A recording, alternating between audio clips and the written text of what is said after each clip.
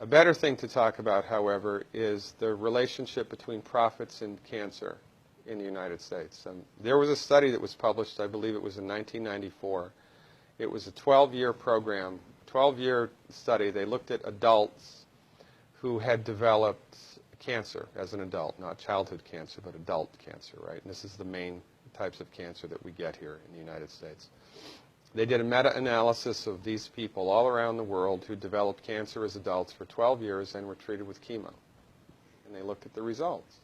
And they published the results in the Journal of Clinical Oncology. And the results? 97% of the time, chemotherapy does not work. 97% of the time, it doesn't work. So why is it still used? It's one reason and one reason only: money. If you go to a medical doctor, an MD, with a sinus infection, and that doctor prescribes an antibiotic, he gets no financial kickback. Now, if he prescribes 5,000, of that antibiotic in 1 month, the drug company that makes it might send him to Cancun for a conference, right? Mm-hmm. But he gets no direct remuneration. It's not with chemotherapeutic drugs. It's different. Chemotherapeutic drugs are the only classification of drugs that the prescribing doctor gets a direct cut of. So if your doctor prescribes chemotherapy for you, here's how it goes, more or less.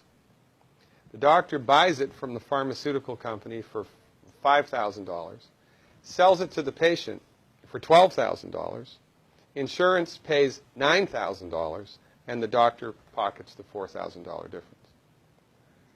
And there ought to be a law. The only reason chemotherapy is used is because doctors make money from it. Period. It doesn't work 97% of the time. If Ford Motor Company made an automobile that exploded 97% of the time, would they still be in business? No.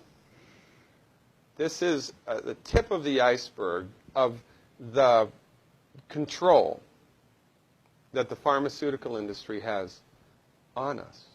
Most people have no idea of this at all. Now, I wrote a book. It's called The MD Emperor Has No Clothes, right? In my book, I have a bulleted list of 10 questions that every cancer patient should ask their doctor. 10 questions. I've had patients kicked out, literally, kicked out of the oncologist's office because the doctor was PO'd that the patient was asking him these questions. And these are just common sense questions. Cancer treatment in the United States, we have lost the war on cancer. We have lost the war on cancer. Why? Because cancer is not a reductionistic phenomenon. Cancer is a holistic phenomenon. And when you try to bring a reductionistic methodology like drugs and surgery to bear on a holistic phenomenon, you will completely miss the boat each and every time. You cannot do it. If every girl in this country took 200 micrograms of selenium in one generation, we'd eliminate breast cancer by 82%. That's a big number. Why aren't we doing that? Because medicine in the United States is a for-profit industry, and most people are completely unaware of this, and most people bow down to the altar of MD-directed high-tech medicine at their own demise.